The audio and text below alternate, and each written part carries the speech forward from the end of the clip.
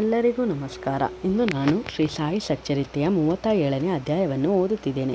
ಚಾವಡಿ ಮೆರವಣಿಗೆ. ಈ ಅಧ್ಯಾಯದಲ್ಲಿ ಹೇಮಾಣ್ಣ ಪಂತರು ವೇದಾಂತದ ವಿಚಾರಗಳನ್ನು ಪೀಠಿಕೆಯಲ್ಲಿ ವಿವರಿಸಿ ನಂತರ ಚಾವಡಿ ಮೆರವಣಿಗೆಯನ್ನು ಹೃದಯಾಂಗಮವಾಗಿ ಚಿತ್ರಿಸಿದ್ದಾರೆ. ಸಾಯಿಬಾಬಾ ಅವರ ನಿತ್ಯ ಜೀವನವೇ ಧನ್ಯವಾದದ್ದು. ಅವರ ರೀತಿ ನೀತಿಗಳಿಗೂ ವರ್ಣನಾತೀತ. ಅವರು ಕೆಲವು ವೇಳೆ ಬ್ರಹ್ಮಾನಂದದಲ್ಲಿ ತಲ್ಲೀನರಾಗಿದ್ದು, ಇನ್ನಿತರ ಸಮಯದಲ್ಲಿ ಆತ್ಮಜ್ಞಾನದಿಂದ ತೃಪ್ತರಾಗಿರುತ್ತಿದ್ದರು. ಕೆಲವು ವೇಳೆ ತಮ್ಮ ಕಾರ್ಯವನ್ನು ನಿರ್ವಹಿಸುತ್ತಾ ನಿಶ್ಚಿಂತರಾಗುತ್ತಿದ್ದರು ಮತ್ತು ಕೆಲವು ವೇಳೆ ಸುಮ್ಮನೆ ಕುಳಿತಿರುತ್ತಿದ್ದರು. ಆದರೆ ಸೋಮಾರಿಗಳಾಗಿರಲಿಲ್ಲ. ಅವರು ಯಾವಾಗಲೂ ಆತ್ಮದಲ್ಲಿಯೇ ತಲ್ಲೀನರಾಗಿರುತ್ತಿದ್ದರು. ಸಾಗರದಂತೆ ಅವರು ಶಾಂತಿಯುತರಾಗಿ ಕಂಡುಬಂದರೂ ಅಪಾರವಾದ ಆಳದಲ್ಲಿ ಇರುತ್ತಿದ್ದರು. ಬಾಬಾ ಅವರ ರೀತಿಯನ್ನು ವರ್ಣಿಸಲು ಯಾರಿಗೆ ಸಾಧ್ಯ?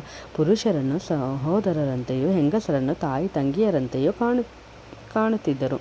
ಅವರು ಶುದ್ಧ ಬ್ರಹ್ಮಚಾರಿಗಳಾಗಿದ್ದರು. ಅವರೊಡನೆ ಕಾಲ ಕಳೆದಾಗ ನಮಗೆ ಲಭಿಸಿದ ಜ್ಞಾನವು ಚಿರಾಯುವಾಗಲಿ. ಸದಾ ಭಕ್ತಿ ಶ್ರದ್ಧೆಗಳಿಂದ ಅವರ ಪಾದ ಸೇವೆಯನ್ನು ಮಾಡೋಣ. ಚರಾಚರಗಳಲ್ಲಿಯೂ ಅವರನ್ನು ಕಂಡು ಅವರನ್ನು ನಾವು ಪ್ರೀತಿಸೋಣ. ಅವಿಸ್ಮರಣೀಯ ದೃಶ್ಯ. ಬಾಬಾ ಮಲಗುವ ರೀತಿಯನ್ನು ಈಗಾಗಲೇ ವಿವರಿಸಿದ್ದೇನೆ. ಅವರು ಒಂದು ದಿನ ಮಸೀದಿಯಲ್ಲಿಯೂ ಮತ್ತೊಂದು ದಿನ ಚಾವಡಿಯಲ್ಲಿಯೂ ಮಲಗುತ್ತಿದ್ದರು. ಈ ಥರದ ವಾಡಿಕೆ ಅವರ ಮಹಾ ಸಮಾಧಿಯ ತನಕವೂ ಜರುಗಿತ್ತು. 1909 ಡಿಸೆಂಬರ್ 10ನೇ ತಾರೀಕಿನಿಂದ ಭಕ್ತರು ಬಾಬಾ ಅವರನ್ನು ಚಾವಡಿಯಲ್ಲಿ ಪೂಜಿಸತೊಡಗಿದರು. ಅವರ ದಯೆಯಿಂದ ಅದನ್ನು ಇಲ್ಲಿ ವರ್ಣಿಸಿದ್ದೇನೆ. ಬಾಬಾ ಅವರು ಚಾವಡಿಗೆ ಮಲಗಲು ಹೋಗುವ ಸಮಯದಲ್ಲಿ ಭಕ್ತರು ಮಸೀದಿಯಲ್ಲಿ ನೆರೆದು ಮೊದಲು ಭಜನೆ ಮಾಡುತ್ತಿದ್ದರು. ಅವರ ಹಿಂದೆ ಒಂದು ಸಣ್ಣ ರಥವು, ಬಲಭಾಗದಲ್ಲಿ ಬಾಬಾ ಅವರ ಮುಂದೆ ತುಳಸಿ ವೃಂದಾವನವು, ಇವುಗಳ ಮಧ್ಯೆ ಭಜನೆ ಮಾಡುವ ಭಕ್ತಕೋಟಿಯು ಕಂಗೊಳಿಸುತ್ತಿತ್ತು. ಭಜನೆ ಮಾಡಲು ಗಂಡಸರು, ಹೆಂಗಸರು, ಮುದುಕರು, ಚಿಕ್ಕ ಮಕ್ಕಳು ಎಲ್ಲರೂ ನೆರೆಯುತ್ತಿದ್ದರು. ಕೆಲವರು ತಾಳಗಳನ್ನು ಮತ್ತು ಕೆಲವರು ಚಪ್ಪಲಿಗಳನ್ನು, ಇತರರು ಮೃದಂಗ, ಗಂಜೀರಿ ಮತ್ತು ಡೋಲುಗಳನ್ನು ಬಾರಿಸಿ ಭಜನೆ ಮಾಡುತ್ತಿದ್ದರು. ಅಯಸ್ಕಾಂತ ರೂಪಿಯಾದ ಬಾಬಾ ಅವರು ಭಕ್ತರೆಲ್ಲರನ್ನೂ ಆಕರ್ಷಿಸುತ್ತಿದ್ದರು. ಅಂಗಳದಲ್ಲಿ ಕೆಲವರು ದೀಪಗಳನ್ನು ಹಚ್ಚುತ್ತಲೂ ಮತ್ತು ಕೆಲವರು ಪಲ್ಲಕ್ಕಿಯನ್ನು ಶೃಂಗರಿಸುತ್ತಲೂ ಕೆಲವರು ದಂಡವನ್ನು ಹಿಡಿದುಕೊಂಡು ಬಾಬಾ ಅವರ ಜಯಘೋಷವನ್ನು ಮಾಡುತ್ತಲೂ ಇದ್ದರು. ಮಸೀದಿಯ ಮೂಲೆ ಮೂಲೆಗಳು ಸಹ ಶೃಂಗರಿಸಲ್ಪಟ್ಟು ಸುತ್ತಲೂ ದೀಪಗಳು ಕಂಗೊಳಿಸುತ್ತಿದ್ದವು.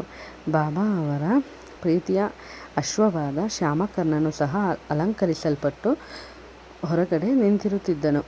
ತಾತ್ಯ ಪಾಟೀಲರು ತಮ್ಮ ಸ್ನೇಹಿತರೊಂದಿಗೆ ಬಂದು ಬಾಬಾ ಅವರಿಗೆ ಸಿದ್ಧರಾಗಲು ಹೇಳುತ್ತಿದ್ದರು. ತಾತ್ಯ ಅವರು ಬಂದು ಕೈ ಹಿಡಿದು ಎಬ್ಬಿಸಿ ಕರೆದುಕೊಂಡು ಹೋಗುವ ತನಕ ಬಾಬಾ ಅವರು ಸುಮ್ಮನೆ ಕುಳಿತಿರುತ್ತಿದ್ದರು.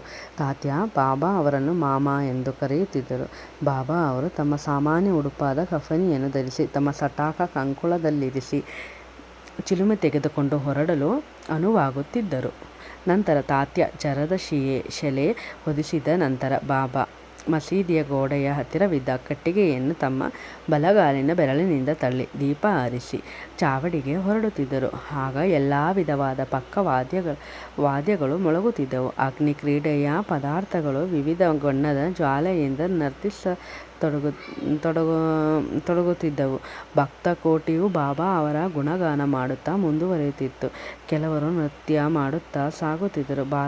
ಬಾಲದಾರರು ಬಾಬಾ ಮಸೀದಿಯ ಬಾಗಿಲಿಗೆ ಬಂದು ಕೂಡಲೇ ಜಯಘೋಷ ಮಾಡುತ್ತಿದ್ದರು. ಬಾಬಾ ಅವರು ಇಕ್ಕೆಲಗಳಲ್ಲಿಯೂ ಭಕ್ತರು ನಿಂತು ಚಾಮರ ಬೀಸುತ್ತಿದ್ದರು.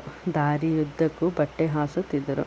ಅದರ ಮೇಲೆ ಬಾಬಾ ಅವರು ನಿಧಾನವಾಗಿ ಹೆಜ್ಜೆ ಇಡುತ್ತಾ ಮುಂದುವರಿಯುತ್ತಿದ್ದರು. ತಾತ್ಯ ಪಾಟೀಲ ಬಾಬಾ ಅವರ ಬಲಗೈಯನ್ನು, ಮಾಲಸಾಪ್ತಿಯವರು ಅವರ ಎಡಗೈಯನ್ನು ಹಿಡಿದುಕೊಂಡು ಹೋಗುತ್ತಿದ್ದರು. ಬಾಪು ಸಾಹೇಬ ಜೋಗ ಅವರು ಅವರ ಹಿಂದೆ ಶ್ವೇತ ಛತ್ರವನ್ನು ಹಿಡಿದುಕೊಂಡು ಬರುತ್ತಿದ್ದರು. ಈ ರೀತಿ ವೈಭವಯುತರಾಗಿ ಬಾಬಾ ಚಾವಡಿಗೆ ಸಾಗುತ್ತಿದ್ದರು.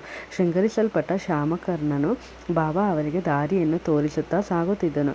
ಬಾಬಾ ಅವರ ಹಿಂದೆ ಗಾಯಕರು ಮೊದಲಾದವರು ಹಿಂಬಾಲಿಸುತ್ತಿದ್ದರು. ಸಂಗೀತಕ್ಕೆ ಸರಿಯಾಗಿ ಹೋದವಂತೆ ಹರಿನಾಮವು ನಭೋಮಂಡಲವನ್ನೆಲ್ಲ ಪಸರಿಸುತ್ತಿತ್ತು. ಅಂತೆಯೇ ಬಾಬಾ ಅವರ ನಾಮವು ಸಹ ಪಸರಿಸುತ್ತಿತ್ತು. ಈ ರೀತಿ ಮೆರವಣಿಗೆಗೆ ಚಾವಡಿಯ ಮೂಲೆಗೆ ಬಂದಾಗ ಭಕ್ತಕೋಟಿ ಸಂತಸದಿಂದ ನಲಿಯುತ್ತಿತ್ತು. ಆಗ ಬಾಬಾ ಅವರು ಚಾವಡಿ ಎದುರಿನಲ್ಲಿ ನಿಂತು ಅಪೂರ್ವವಾದ ಕಾಂತಿಯಿಂದ ಕಂಗೊಳಿಸುತ್ತಿದ್ದರು. ಬಾಬಾ ಅವರ ವದನಾರವಿಂದವು ಅರುಣೋದಯದ ರವಿಯ ಹಾಗೆ ಪ್ರಕಾಶಮಾನವಾಗಿರುತ್ತಿತ್ತು. ಅವರು ನಿಶ್ಚಲಚಿತ್ತರಾಗಿ ಉತ್ತರಾಭಿಮುಖವಾಗಿ ಚಾವಡಿಯ ಎದುರಿಗೆ ಯಾರನ್ನೂ ಕರೆಯುತ್ತಿರುವಂತೆ ನಿಂತಿರುತ್ತಿದ್ದರು. ವಾದ್ಯಘೋಷಗಳು ನಡೆದಾಗ ಬಾಬಾ ಅವರು ಆಗಾಗ್ಗೆ ತಾಳ ಹಾಕುತ್ತಿದ್ದರು. ಆ ಸಮಯಕ್ಕೆ ಸರಿಯಾಗಿ ಕಾಕಾ ಸಾಹೇಬರ ದೀಕ್ಷಿತರು ಬೆಳ್ಳಿಯ ತಟ್ಟೆಯಲ್ಲಿ ಹೂವನ್ನು ತಂದು ಆಗಾಗ್ಗೆ ಬಾಬಾ ಅವರ ಮೈ ಮೇಲೆ ಚೆಲ್ಲುತ್ತಿದ್ದರು. ಆಗ ಬಾಬಾ ಅವರ ಅಪೂರ್ವ ಶೋಭೆಯನ್ನು ನೋಡಿ ಭಕ್ತ ಜನರು ಮನದಣಿಯುವಂತೆ ಆನಂದಿಸುತ್ತಿದ್ದರು. ಬಣ್ಣಿಸಲು ಪದಗಳ ಅಭಾವವೇನು ಎಂಬಂತಿತ್ತು. ಆ ವೈಭವದ ಪರಮಾವಧಿ ತಾತ್ಯ ಪಾಟೀಲರು ದೀಪಗಳನ್ನು ಹಿಡಿದುಕೊಂಡು ಬಾಬಾ ಅವರ ಬಲಗಡೆಗೂ, ಮಾಲಸಾಪ್ತಿಯವರು ಅವರ ಶಲ್ಯದ ಅಂಜನ್ನು ಹಿಡಿದುಕೊಂಡು ಬಾಬಾ ಅವರ ಎಡಗಡೆಗೂ ಬರುತ್ತಿದ್ದರು. ಬಾಬಾ ಅವರು ನಿಧಾನವಾಗಿ ಹೆಜ್ಜೆ ಇಡುತ್ತಾ ಚಾವಡಿ ಸೇರುತ್ತಿದ್ದರು. ಈ ದೃಶ್ಯ ಈಗಿಲ್ಲ, ಪುನಃ ನೋಡಲಾರೆವು. ಆದರೆ ಅದನ್ನು ಮನಸ್ಸಿನಲ್ಲಿ ರೂಪಿಸಿಕೊಂಡು ತೃಪ್ತಿ ಪಡೆಯಬಹುದು. ಚಾವಡಿಯೂ ಸಹ ಶೃಂಗರಿಸಲ್ಪಡುತ್ತಿತ್ತು. ಚಾವಡಿಯನ್ನು ತಲುಪುತ್ತಲೇ ತಾತ್ಯ ಅವರು ಬಾಬಾ ಅವರ ಆಸನವನ್ನು ಸಜ್ಜುಗೊಳಿಸುತ್ತಿದ್ದರು. ಅವರಿಗೆ ನಿಲುವಂಗಿಯನ್ನು ತೊಡಿಸುತ್ತಿದ್ದರು. ನಂತರ ಇತರ ಭಕ್ತರು ಅವರವರ ಮನಃ ಬಂದಂತೆ ಬಾಬಾ ಅವರನ್ನು ತೊಡಗುತ್ತಿದ್ದರು. ಕೆಲವರು ಬಾಬಾ ಅವರಿಗೆ ಕಿರೀಟ ಧಾರಣೆ ಮಾಡುತ್ತಿದ್ದರು, ಕೆಲವರು ಹಾರ ತರಾಯಿಗಳನ್ನು ಅರ್ಪಿಸುತ್ತಿದ್ದರು, ಕೆಲವರು ಆಭರಣಗಳನ್ನು ತೊಡಗಿಸುತ್ತಿದ್ದರು, ಕೆಲವರು ಹಣೆಗೆ ನಾಮ ಹಚ್ಚುತ್ತಿದ್ದರು, ಕೆಲವರು ಆಗಾಗ್ಗೆ ವಿಧವಾದ ಉಡುಪುಗಳನ್ನು ಸುತ್ತುತ್ತಿದ್ದರು. ಈ ಎಲ್ಲ ಶೃಂಗಾರದಿಂದ ಬಾಬಾ ಅದ್ವಿತೀಯ ಶೋಭೆಯಿಂದ ಪ್ರಕಾಶಿಸುತ್ತಿದ್ದರು. ನಾನಾ ಸಾಹೇಬ ನಿಮೋಣಕರ ಅವರು ಶ್ವೇತ ಛತ್ರಿಯನ್ನು ಅವರ ತಲೆಯ ಮೇಲೆ ಹಿಡಿದು ತಿರುಗಿಸುತ್ತಿದ್ದರು. ಬಾಪು ಸಾಹೇಬ ಜೋಗರವರು ಅವರ ಪೂಜೆ ಮಾಡಿ ಅವರ ಹಣೆ ಮತ್ತು ಕೈಗಳಿಗೆ ಚಂದನವನ್ನು ಲೇಪಿಸಿ ತಾಂಬೂಲ ಸವಿಯಲು ಕೊಡುತ್ತಿದ್ದರು. ಆಗ ಬಾಬಾ ಆಸನದಲ್ಲಿ ಅಲುಗಾಡದೆ ಕುಳಿತಿರುತ್ತಿದ್ದರು. ಇತರರು ಅವರ ಪಾದದ ಬಳಿ ಕುಳಿತು ಸೇವೆ ಮಾಡುತ್ತಿದ್ದರು. ಕೆಲವರು ಚಾಮರ ಬೀಸುತ್ತಿದ್ದರು. ಶ್ಯಾಮ ಅವರು ಹುಕ್ಕ ಅಣಿ ಮಾಡಿ ತಾತ್ಯ ಅವರಿಗೆ ಕೊಡುತ್ತಿದ್ದರು. ಅವರು ಅದನ್ನು ಒಂದು ಸಲ ಎಳೆದು ನಂತರ ಬಾಬಾ ಅವರಿಗೆ ಕೊಡುತ್ತಿದ್ದರು. ನಿಜಕ್ಕೂ ಈ ಚಿಲುಮೆ ಧನ್ಯವಾದದ್ದು. ಏಕೆಂದರೆ ಮೊದಲು ಅದು ಕುಂಬಾರನ ಕೈಯಲ್ಲಿ ಸಿಕ್ಕು ಬೆಂಕಿಯಲ್ಲಿ ಸುಟ್ಟು ನಂತರ ಅದು ತನ್ನ ಪುಣ್ಯಫಲ ಎಂದು ಬಾಬಾ ಅವರ ಕೈಯಲ್ಲಿ ಬರುತ್ತಿತ್ತು. ಈ ಸಮಾರಂಭದ ನಂತರ ಭಕ್ತರು ಹಾರ ತುರಾಯಿಗಳನ್ನು ಅರ್ಪಿಸುತ್ತಿದ್ದರು. ಷಡ್ಗುಣ ಪರಿಪೂರ್ಣರು ವಿತರಾಗರು. ಮೋಹದಿಂದ ಮುಕ್ತರೂ ಆದ ಬಾಬಾ ಅವರಿಗೆ ಇವುಗಳಲ್ಲಿ ಆಸಕ್ತಿ ಇರಲಿಲ್ಲ. ಆದರೆ ಭಕ್ತರ ಪ್ರೀತಿಗೋಸ್ಕರ ಅವರವರ ಮನ ಬಂದಂತೆ ತಮ್ಮನ್ನು ಪೂಜಿಸಲು ಬಾಬಾ ಅನುಮತಿ ನೀಡುತ್ತಿದ್ದರು.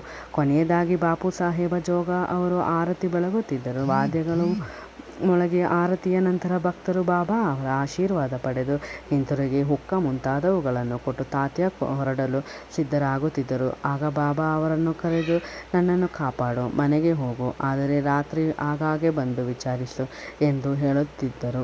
ತಾತ್ಯ ಅನುಮತಿಸಿ ಮನೆಗೆ ಹೊರಡುತ್ತಿದ್ದರು. ಅನಂತರ ಬಾಬಾ ಅವರು 30-60 ದುಪ್ಪಟ್ಟಿಗಳನ್ನು ಒಂದರ ಮೇಲೊಂದು ಹಾಕಿ ಮೆತ್ತಗಿರುವ ಹಾಸಿಗೆಯನ್ನು ತಾವೇ ಸ್ವತಃ ಸಿದ್ಧಪಡಿಸಿಕೊಂಡು ವಿಶ್ರಮಿಸುತ್ತಿದ್ದರು. ಶ್ರೀ ಸಾಯಿಬಾಬಾ ಅವರನ್ನು ಮತ್ತು ಚಾವಡಿ ಮೆರವಣಿಗೆಯನ್ನು ಪ್ರತಿದಿನವೂ ರಾತ್ರಿ ಮಲಗಿಕೊಳ್ಳುವಾಗ ಸ್ಮರಿಸಿಕೊಂಡು ಸುಖ ಪಡೆಯಿರೆಂದು ವಾಚಕರಲ್ಲಿ ವಿನಂತಿಸಿ ಈ ಅಧ್ಯಾಯವನ್ನು ಮುಗಿಸಿ ನಾವು ವಿಶ್ರಮಿಸುತ್ತೇವೆ. ಶ್ರೀ ಸಾಯಿ ಪ್ರಣಾಮ. ಎಲ್ಲರಿಗೂ ವಂದನೆಗಳು.